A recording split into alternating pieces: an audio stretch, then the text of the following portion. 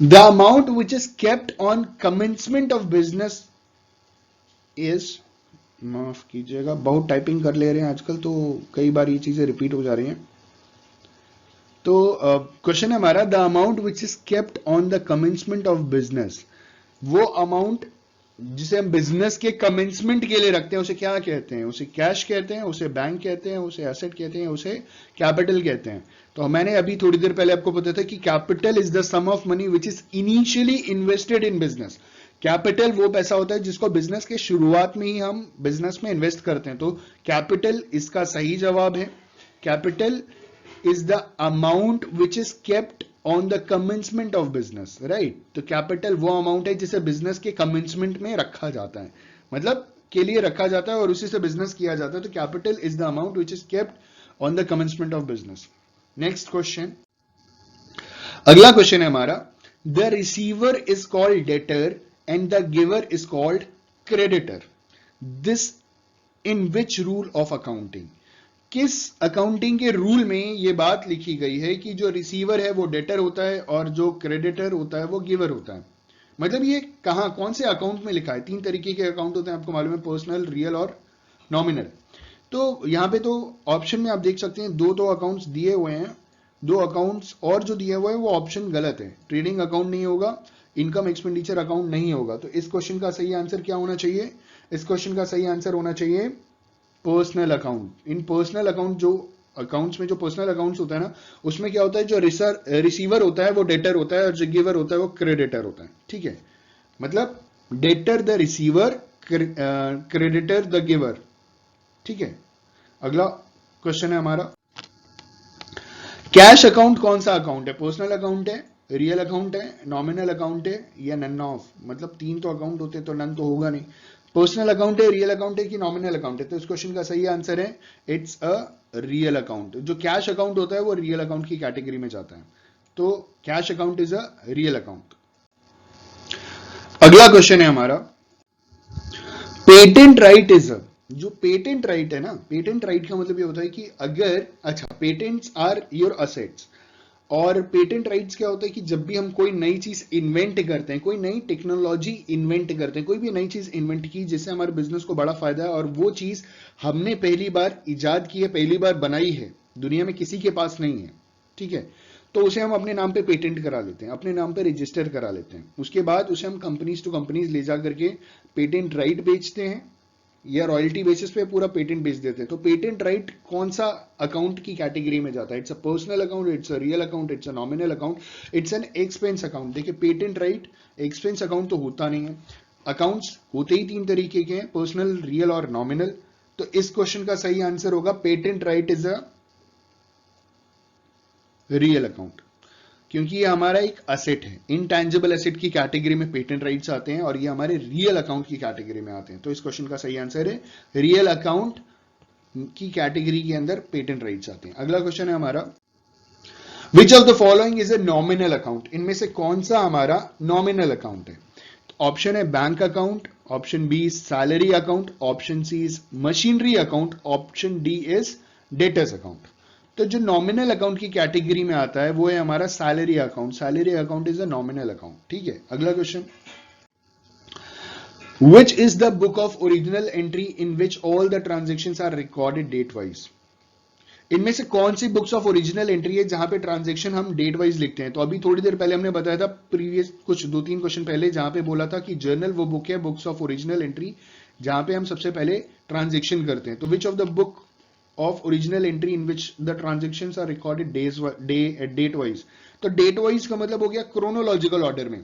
तो journal entry वो entry होती है जहां पे हम क्रोनोलॉजिकल ऑर्डर में ओरिजिनल एंट्री करते हैं। तो जर्नल एंट्री, जो जर्नल बुक होती है ना, वो हमारी बुक ऑफ ओरिजिनल एंट्री है जहां पे ट्रांजेक्शन्स आर रिकॉर्डेड क्रोनोलॉजिकली और डेट वाइज। तो option A is the correct answer. अगला क्वेश्चन, ये जो क्वेश्चन है बहुत सिंपल है कि how many columns are there in journal? Option one is 7, option B is 5, option C is 3, option D is 4। तो कई बार ऑप्शन बी और ऑप्शन डी में कंफ्यूजन हो जाता है। 7 कॉलम्स नहीं होते, 3 कॉलम्स नहीं होते, या तो 5 होते हैं या तो 4 होते हैं। रीजन क्या है कि कई बार हम 4 कॉलम्स लेकर के क्वेश्चन सॉल्व करते हैं, लेकिन इसका सही ऑप्शन है ऑप्शन बी 5। पहला होता है डेट का, दूसरा होता है पर्टिकुलर्स, तीसरा होता है पोस्टिंग रेफरेंस या लेजर फोलियो। ठीक है, तो कई बार क्वेश्चन सॉल्व करते वक्त हम ये तीसरा कॉलम बनाना छोड़ देते हैं या जरूरी नहीं समझते। ये इन प्रैक्टिस बनाया जाता है, लेकिन पढ़ाई में कई बार हम इसे फॉलो नहीं करते। चौथा डेबिट का होता है और पांचवा क्रेडिट का होता है। ठीक है, तो how many columns are there in journal? तो there are 5 columns, date, particular, ledger folio that is LF, उसके बाद डेबिट का जो अमाउंट है, क्रेडिट का जो अमाउंट है। ठीक है, अगला क्वेश्चन है हमारा, how many kinds of accounts are there? कितने काइंड्स के अकाउंट्स होते हैं? 2, 4, 3 और 5। हमें मालूम है ना 3 तरीके के अकाउंट होते हैं, real account, personal account, nominal account. तो 3 अलग अलग अकाउंट होते हैं जो रूल में कहा गया है, गोल्डन रूल जो है, आपको मालूम होगा ना, तीन डिफरेंट टाइप्स के अकाउंट होते हैं। तो how many kinds of accounts are there? There are 3 different kinds of accounts, real account, personal account, nominal account. Next question is, the receiver is debited and the giver is credited. For which account is this rule applied? जो receiver है उसे debit कर देते हैं, जो giver है उसे credit कर देते हैं। तो ये किस अकाउंट में ऐसा रूल कहा गया है? Option is real account, personal account, nominal account और ट्रेडिंग अकाउंट। ट्रेडिंग अकाउंट में तो आता नहीं है। अकाउंट 3 ही तरीके के तो होते हैं, रियल अकाउंट, पर्सनल अकाउंट और नॉमिनल अकाउंट। तो इस क्वेश्चन का सही आंसर है option B, personal account. Personal account is a account in which receiver is debited and the giver is credited. ठीक है, नेक्स्ट क्वेश्चन। नेक्स्ट क्वेश्चन है हमारा, personal account is related to. Personal account किस चीज से related है? 4 option, assets and liabilities, debtors and creditors, expenses, losses and profit and none of these. तो इस क्वेश्चन का सही आंसर है personal accounts are related to debtors and creditors, option B. ठीक है, पर्सनल अकाउंट जो है वो डेटर्स और क्रेडिटर्स से रिलेटेड होता है। अगला क्वेश्चन है हमारा, cash account is a real account. उसमें कुछ सोचने की जरूरत ही नहीं है। कैश अकाउंट कौन सा अकाउंट होता है? Cash account is a real account. बाकी ऑप्शन सोचना ही नहीं है, देखना ही नहीं है। ठीक है, तो cash account is a real account. Good, next question, purchase of machine should be debited. Purchase of machine should be debited, कहां डेबिट होगा? मशीनरी अकाउंट में जाएगा, गुड्स अकाउंट में जाएगा, प्लानेट लिखा है, सॉरी ये प्लांट होगा। चलो अगर ये प्लांट अकाउंट होता तो प्लांट अकाउंट में तो जाता ही नहीं है। आई एम सॉरी, ये प्लैनेट लिखा गया है, ये होगा plant, PLANT, plant account. Typing error है, नन ऑफ दीज। तो प्लांट अकाउंट में नहीं जाएगा, ये गुड्स अकाउंट में नहीं जाएगा, ये जाएगा मशीनरी अकाउंट में, क्योंकि आपने क्या किया? परचेज ऑफ मशीन किया। अगर सिर्फ परचेजेस लिखा होता और मशीन या फर्नीचर कुछ नहीं लिखा होता तो हम उसे गुड्स की कैटेगरी में ले जाते, लेकिन क्योंकि परचेज ऑफ मशीन है, it should be debited to machinery account, right? तो इस क्वेश्चन का सही आंसर है मशीनरी अकाउंट। और last question is, capital account is. तो जो कैपिटल अकाउंट है वो कौन सा अकाउंट है? It's a real account, it's a general account, it's a personal account और none of these.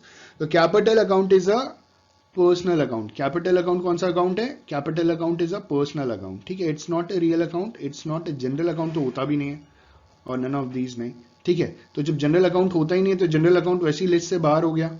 Real account होता है और पर्सनल अकाउंट होता है, तो capital account is a personal account. ठीक है, 2 primary qualitative characteristics of financial statements are.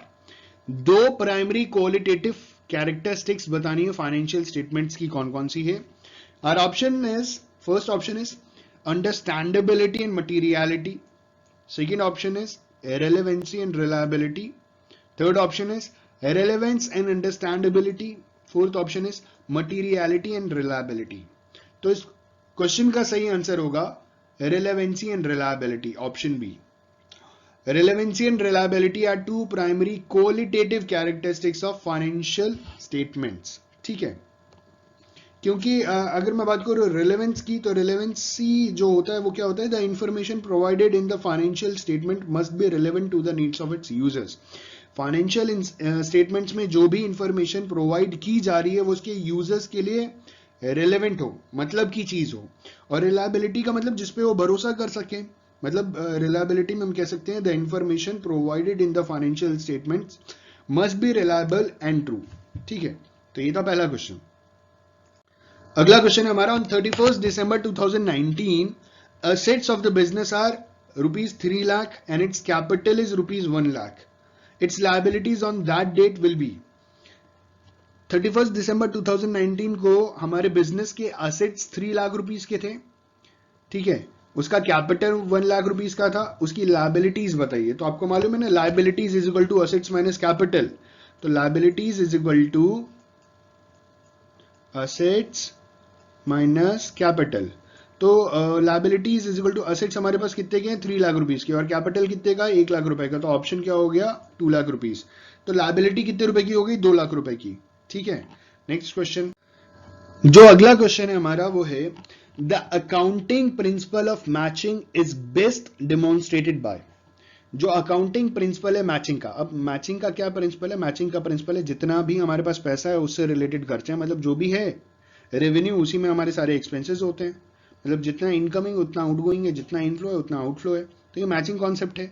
Matching concept का मतलब क्या है कि जितना पैसा आएगा उतना खर्च हो जाएगा। तो ये जो प्रिंसिपल है अकाउंटिंग का, वो हम कैसे बेस्ट अच्छी तरीके से डेमोन्स्ट्रेट करके बता सकते हैं। तो 4 ऑप्शन है हमारे पास। पहला ऑप्शन है, not recognized any expense unless some revenue is realized. ऐसा कुछ नहीं है। ये पहला ऑप्शन कह रहे हैं कि ये तब तक हम रिकॉग्नाइज नहीं कर सकते जब तक हमारे पास कोई पैसा नहीं आता। देखिए कई बार ऐसा होता है कि लॉस में भी हमें खर्चे करने पड़ सकते हैं। ठीक है, तो हम अपना लॉस बढ़ा करके दिखा देते हैं। आपको मालूम होगा प्रॉफिट एंड लॉस अकाउंट में हम ऐसे ही करते हैं कि मान लीजिए अगर हमारा ग्रॉस लॉस से शुरुआत हुई बिजनेस की तो लॉस और बढ़ते चले जाते हैं। दूसरा ऑप्शन है associating efforts that is cost with accomplishment. तो ये क्वेश्चन का एकदम सही आंसर है, जहां पे हम जो भी हमारे कॉस्ट है उसको हम रेवेन्यू का मतलब जो भी हमारे पास पैसा आ रहा है, कॉस्ट का मतलब जो भी हमारे खर्चे हैं, ये मैचिंग होता है। ठीक है, कॉस्ट का मतलब जो भी लागत आती है एक हिसाब से।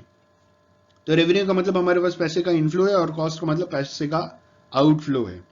तीसरा option, recognizing prepaid rent received as revenue.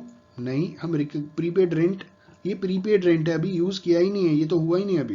Establishing a revenue for possible future market decline. अब ये फ्यूचर की बात छोड़ दीजिए, फ्यूचर मार्केट डिक्लाइन करेगा तो हम उसके लिए अभी से पैसे बचा करके रखें, हम कुछ एस्टिमेट करें, कुछ ये सारी चीजें नहीं। तो option B is the correct answer, that is associating efforts that is cost with accomplishment that is revenue. तो ये मैचिंग हो गया, मैचिंग प्रिंसिपल, जहां पे हम अपने खर्चे को अपने इनकम से मैच करवा रहे हैं। अगला क्वेश्चन है, economic life of an enterprise is split into the periodic intervals as per. जो किसी भी एंटरप्राइज का इकोनॉमिक लाइफ है उसे हम स्प्लिट करते हैं अलग अलग पार्ट्स में। कैसे, periodically, matching, going concern, accrual. तो इस क्वेश्चन का सही आंसर होगा पीरियोडिकली। माफ कीजिएगा, ये लाइन सीधी नहीं बन पा रही है, तो ठीक है, ये पीरियोडिकली।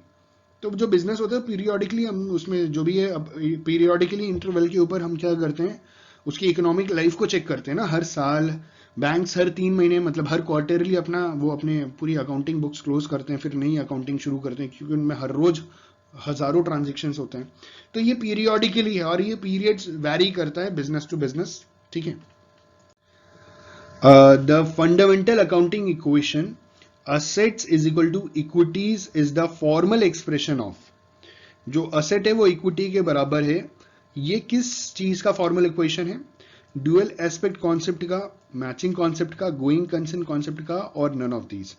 असेट्स इक्विटीज के बराबर है, it's a formal expression of dual aspect concept. ठीक है, ये मैचिंग कॉन्सेप्ट वाली बात नहीं है, इसमें गोइंग कंसर्न तो कोई मतलब ही नहीं है, वो बिजनेस से रिलेटेड है। ठीक है, नन ऑफ दीज भी नहीं होगा, it is dual aspect concept जहां पे assets is equal to equities. ठीक है, next question is, which of the following pairs are correctly matched. इनमें से कौन से पेयर्स करेक्टली मैच्ड हैं। तो पहला मैचिंग है बिजनेस एंटिटी का अकाउंटिंग स्टैंडर्ड के साथ। दूसरा मैचिंग है स्टॉक वैल्यूएशन का कंसिस्टेंसी के साथ। तीसरा मैचिंग है कैपिटल का ड्राइंग के साथ, और चौथा मैचिंग है गोइंग कंसर्न का अजम्पशन के साथ। तो देखिए इस प्रश्न का सही answer business entity accounting standard के हिसाब से नहीं है। ठीक है, तो पहला मैचिंग गलत है। स्टॉक वैल्यूएशन कंसिस्टेंसी होना चाहिए, कैपिटल ड्रॉइंग होना चाहिए, going concern is an assumption. बिल्कुल, तो इसका second, third, fourth, 2, 3, 4 is the correct answer. ठीक है, ये करेक्ट कोड मैच किया गया है। बाकी फर्स्ट वन ही गलत हो गया, तो बाकी सब गलत हो गया। ठीक है, next question is net worth is difference between. Net worth किन दो चीजों का डिफरेंस है? तो पहला ऑप्शन है टोटल एसेट्स और टोटल लाइबिलिटीज, नहीं। दूसरा ऑप्शन है total assets and external liabilities. तो क्वेश्चन का सही आंसर है total assets and external liabilities, जिससे हमें नेट वर्थ पता चलता है बिजनेस का। Total liabilities and total assets नहीं, total assets and current liabilities नहीं। तो क्वेश्चन का सही आंसर होगा टोटल एसेट्स और एक्सटर्नल लाइबिलिटीज को जब हम माइनस करते हैं तो हमारे बिजनेस का नेट वर्थ पता चलता है। ठीक है, next question is if a business has a negative net worth what does it signifies. अगर किसी बिजनेस में नेट वर्थ उसका नेगेटिव है तो ये क्या इंडिकेट करता है, क्या सिग्निफाई करता है? तो पहला ऑप्शन है total assets are more than total liabilities. दूसरा ऑप्शन है accumulated losses are more than owner's capital. ठीक है, तीसरा ऑप्शन है huge cash locked up in idle assets, और चौथा ऑप्शन है outside liabilities exceeds owner's capital. तो इस क्वेश्चन का सही आंसर होगा accumulated losses are more than owner's capital. अगर हमारा नेटवर्थ नेगेटिव है, मतलब हमारा लॉस हद से ज्यादा हो चुका है, accumulated losses are more than owner's capital, जो ओनर का कैपिटल है उसके कैपिटल से भी ज्यादा लॉस हो गया, तो दिस इज नेगेटिव नेटवर्थ। हमने कुछ कमाया नहीं, जो भी कमाया था वो पूरा गवा दिया, नेगेटिव में नेटवर्थ चले गई है, तो this is accumulated loss are more than owner's capital, right. Next question is allocating the cost of an asset over its useful life is an application of।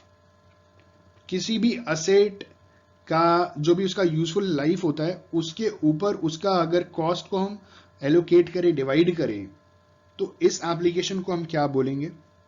Option है गोइंग कंसर्न कॉन्सेप्ट, दूसरा option है matching concept, तीसरा है accounting period concept, और चौथा है cost concept. ठीक है, कॉस्ट कॉन्सेप्ट की बात करूं, ये कॉस्ट ऑफ प्रोडक्शन की बात होती है, यहां पे किसी भी यूनिट के पर यूनिट कॉस्ट की बात होती है, तो हम एक असेट की लाइफ की बात कर रहे हैं, तो option D is wrong. Accounting period concept हमें यह बताता है कि बिजनेस एक टाइम पीरियड के बाद खत्म होता है मतलब उसकी बुक्स ऑफ अकाउंट्स क्लोज होती है, फिर नई बुक्स ऑफ अकाउंट्स शुरू होती है। ठीक है, तो अकाउंटिंग पीरियड कॉन्सेप्ट का मतलब हर एक टाइम पीरियड पे हम उसकी बुक्स ऑफ अकाउंट्स क्लोज करते हैं। मैचिंग कॉन्सेप्ट में डेबिट और क्रेडिट की बात करते हैं, कुछ डेबिट हो रहा है तो कुछ क्रेडिट हो रहा है, तो इस क्वेश्चन का सही आंसर होगा गोइंग कंसर्न कॉन्सेप्ट। क्योंकि हम जब भी कोई असेट खरीदते हैं तो हम लॉन्ग टर्म के लिए लेकर के चलते हैं, 10 साल के लिए असेट्स है, तो हम 10 साल से उसकी लाइफ से उसके पैसे प्राइस को हम डिवाइड कर देते हैं, क्योंकि हम असेट को भी हम गोइंग कंसर्न कॉन्सेप्ट में लेकर के जाते हैं और ये मानते हैं कि बिजनेस की लाइफ की तरह असेट की भी लाइफ गोइंग कंसर्न कॉन्सेप्ट की तरह लॉन्ग लास्टिंग होगी, अनलिमिटेड लाइफ होगी। ठीक है, मतलब स्टार्टिंग में ये नहीं कहते ना कि 1 साल में ही इसकी लाइफ खत्म हो जाएगी या 1.5 साल में इसकी लाइफ खत्म हो जाएगी या कभी भी लाइफ खत्म हो सकती है, चाइना के प्रोडक्ट की तरह। ठीक है, तो उसकी भी लाइफ लंबे समय तक जाएगी, तो this is going concern concept के बेसिस के ऊपर हम उसके कॉस्ट को उसके असेट की लाइफ के साथ एक्यूमुलेट कर लेते हैं, सॉरी एलोकेट कर लेते हैं, डिवाइड कर लेते हैं। ठीक है, जो क्वेश्चन है हमारा that is dash are the basic assumptions और fundamental propositions concerning the economic, political and social environment within which accounting operates। ठीक है, इनमें से कौन से बेसिक assumptions हैं या fundamental propositions हैं which is concerned with the economic, political and social environment within which accounting operates, जिसमें accounting operate करता है। ऑप्शन 1 इज अकाउंटिंग प्रिंसिपल्स, दूसरा अकाउंटिंग कॉन्सेप्ट्स, तीसरा अकाउंटिंग कन्वेंशंस और चौथा है नन ऑफ द अबव। तो इस क्वेश्चन का सही आंसर है accounting concepts. Accounting concepts are the basic assumptions और fundamental propositions concerning with the economic, political and social environment within which the accounting operates। ठीक है, तो ये अकाउंटिंग कॉन्सेप्ट है जो बेसिक assumptions हैं या फंडामेंटल propositions हैं जिसके बेसिस के ऊपर अकाउंटिंग ऑपरेट की जाती है। अगला क्वेश्चन है हमारा dash is based on relevance, object and feasibility. Option है हमारा accounting, accounting principles, book keeping, accounting concepts. तो सही आंसर है हमारा अकाउंटिंग प्रिंसिपल्स। तो accounting principles is based on relevance, object and feasibility, right. The term concept includes those basic assumptions upon which the science of accounting is based. जो term concept है ना, उसी के ऊपर अकाउंटेंसी की पूरी साइंस है, मतलब बेस्ड है पूरी की पूरी तरीके से। तो बिल्कुल सही बात है, जो अकाउंटेंसी के जो कॉन्सेप्ट्स है ना, वही एक हिसाब से अकाउंटेंसी के साइंस है, जिसके ऊपर पूरी की पूरी अकाउंटेंसी की जाती है, राइट। तो ये ऑप्शन पहला, इट इज टोटली ट्रू, मतलब फॉल्स तो हो नहीं सकता।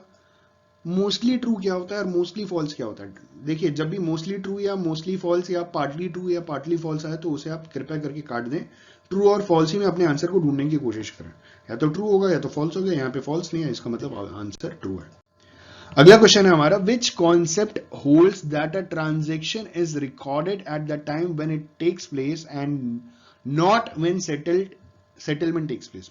इनमें से कौन सा ऐसा कॉन्सेप्ट है जो ये बताता है कि जब भी हम कोई ट्रांजैक्शन बिजनेस में करते हैं तभी हम उसकी एंट्री कर लेते हैं, ना कि तब जब उसको पूरा सेटल किया जाता है?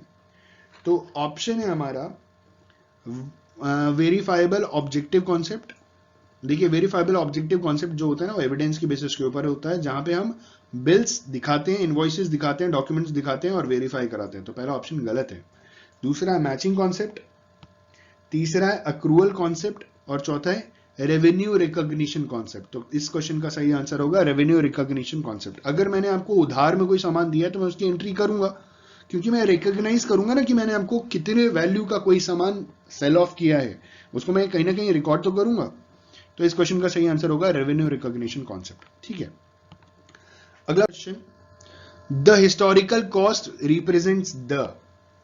देखिए, हिस्टोरिकल कॉस्ट का मतलब ये होता है कि जब आपने कोई एसेट्स लिया था, एक्वायर किया था, तो उस टाइम उसकी कॉस्ट क्या थी? तो पहला ऑप्शन है एक्विजिशन प्राइस ऑफ असेट, दूसरा ऑप्शन है करंट वैल्यू ऑफ असेट, बिल्कुल नहीं। हिस्टोरिकल का मतलब which is related to history, और इतिहास में जाकर के जब आपने पास्ट में जब आपने कोई एसेट लिया था तो हम उसकी बात करेंगे, तो करंट वैल्यू तो आएगी नहीं। Option C is realized value on the sale of. Realized का मतलब आप फ्यूचर की बात कर रहे हैं, तो history is not future, it is past. ठीक है। Discounted value of net cash inflow generated during life of an asset, discounted value भी नहीं होता। ठीक है, तो option 1 that is acquisition price of asset is the correct answer for the historical cost. ठीक है, एक्विजिशन प्राइस मतलब जितने में आपने एक्वायर किया था। हमारा जो अगला क्वेश्चन है वो है, in India accounting standard that is AS are issued by. भारत के अंदर अकाउंटिंग स्टैंडर्ड कौन इशू करता है? चार ऑप्शन है, IASB, ICAI, ICSI, IDBI। IDBI is a bank, industrial development bank of India, तो IDBI is wrong. First option is IASB। IASB is international accounting standard board. तो भारत के अंदर इंटरनेशनल अकाउंटिंग स्टैंडर्ड बोर्ड भी नहीं accounting standards देता है। सही answer होगा ICAI, institute of chartered accountants of India. और ICSI CS कंपनी सेक्रेटरी के लिए होता है, ये लॉज में डील करते हैं, अकाउंटिंग स्टैंडर्ड्स नहीं बनाते। तो इंडिया के अंदर जो चार्टर्ड अकाउंटेंसी का कोर्स कराते हैं ICAI, वही अकाउंटिंग स्टैंडर्ड्स इशू करते हैं। ठीक है, इंडिया के अंदर। अगला question, accounting standards are mandatory to follow for which of the following. Accounting standards किसको फॉलो करना बहुत जरूरी है? पार्टनरशिप फर्म को, सोल प्रोप्राइटर को, कॉर्पोरेट बॉडी को, या नन ऑफ दीज? तो इस क्वेश्चन का सही आंसर होगा कॉर्पोरेट बॉडी। ठीक है, our next question is, which accounting standard was replaced by accounting standard 26? कौन सा अकाउंटिंग स्टैंडर्ड 26 से रिप्लेस किया गया था? तो इस क्वेश्चन का सही आंसर है अकाउंटिंग स्टैंडर्ड 8। अकाउंटिंग स्टैंडर्ड 8 को अकाउंटिंग स्टैंडर्ड 26 के साथ रिप्लेस किया गया था।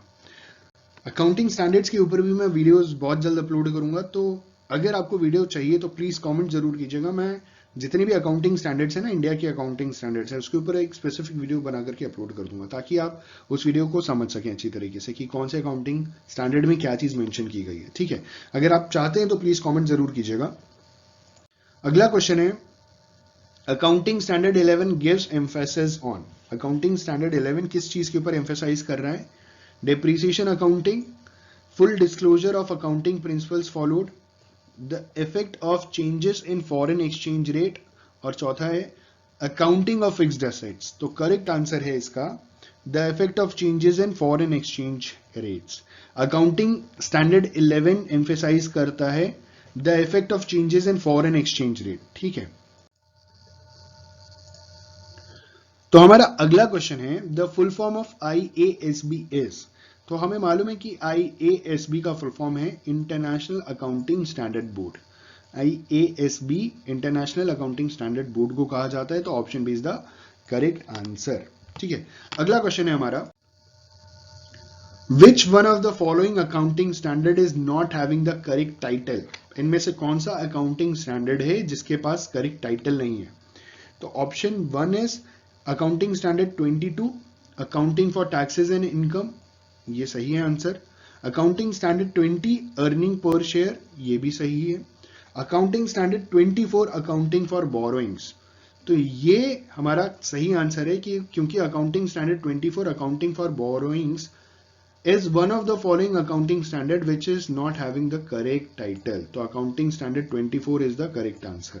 ठीक है, अगला क्वेश्चन है हमारा accounting standard 2 provides that inventories should be valued at। Accounting standard 2 क्या प्रोवाइड करा रहा है? अकाउंटिंग स्टैंडर्ड 2 कह रहा है कि इन्वेंट्रीज जो है उसे हम कैसे वैल्यू करेंगे। Option 1 is lower of historical cost and net realisable value, दूसरा option lower of historical cost and market value, तीसरा option only estimated selling price, चौथा option all of the above 3। देखिए ऑल ऑफ द अबव 3 नहीं हो सकता क्योंकि तीनों बातें अलग अलग हैं और बहुत अलग है, जमीन आसमान का अंतर है। तो इस क्वेश्चन का जो सही आंसर होना चाहिए, क्योंकि क्वेश्चन ये कह रहे हैं कि accounting standard 2 provide inventories should be valued at. ठीक है, तो इस क्वेश्चन का सही आंसर होगा option A lower of historical cost and net realisable value. जो हिस्टोरिकल कॉस्ट है या जो नेट रियलाइजेबल वैल्यू है, मतलब lower of historical cost and net realisable value. ठीक है, तो अकाउंटिंग स्टैंडर्ड 2 इसमें डील करता है। अगला क्वेश्चन है हमारा accounting standard was return policy document issued by dash covering the aspect of recognition, treatment, measurement, presentation and disclosure of accounting transactions and events in the financial statement। तो इसका option है expert accounting body, government, other regulatory body, A और B और सी। मतलब question समझिएगा कि जो accounting standard है मतलब was return policy document issued by, तो इशू कौन करता है इसको इशू करता है expert accounting body. Accounting standard को गवर्नमेंट इशू नहीं करती, अदर रेगुलेटरी बॉडी इशू नहीं करती, क्योंकि हमारे पास एक्सपर्ट अकाउंटिंग बॉडी है, तो इसे इशू करने वाली एक्सपर्ट अकाउंटिंग बॉडी है। ठीक है, अगला question the purpose of accounting standard is to. जो अकाउंटिंग स्टैंडर्ड है उसका पर्पस क्या है? Harmonise accounting policies, eliminate the non comparability of financial statements, तीसरा improve the reliability of financial statement, और चौथा ऑल ऑफ द अबव। तो इस क्वेश्चन का सही आंसर होगा all of the above.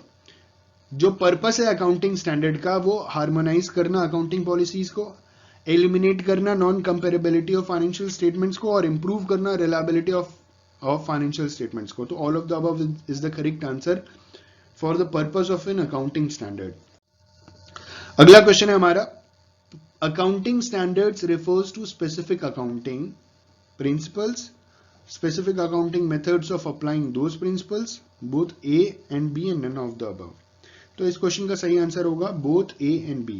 Accounting standards refers to accounting principles and methods of applying those principles। ठीक है, तो इस क्वेश्चन का सही आंसर होगा both A and B।